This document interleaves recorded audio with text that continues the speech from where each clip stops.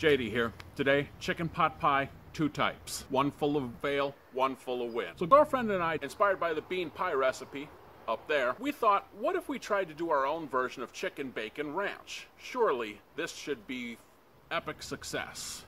We didn't have an exact ingredient list. It was just pie crust for top and bottom, chicken, as much as you want, bacon, about a half pound, a couple cans of creamy chicken soup. We tried a dried pack of ranch dressing. Mix this all together, put it in the crusts, put it in the oven. Here's how it turned out. Girlfriend, what do you think? I think it is salty. She thinks it's salty. It needs more bacon. It needs more ranch. Needs more bacon, needs more ranch. We will adjust and get back to you. For us, it'll take probably a few days. For you, it should happen right now.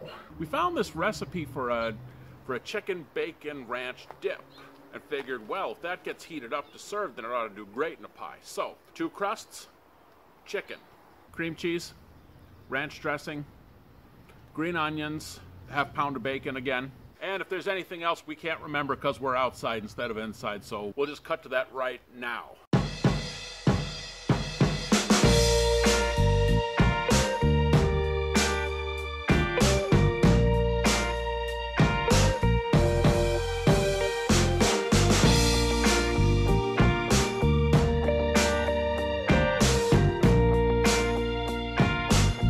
Thanks, really tacky cutaway. So how did that one turn out? Well, I thought it was delicious. It was utterly incredible. So did girlfriend, but she got a little bit of heartburn, and unfortunately, the tiniest bit of heartburn drops any category down, which is strange because she's a bacon-eating bastard. You would think that with the amount of bacon that she just double hands, that, you know, she would think that, but nope, only with chicken.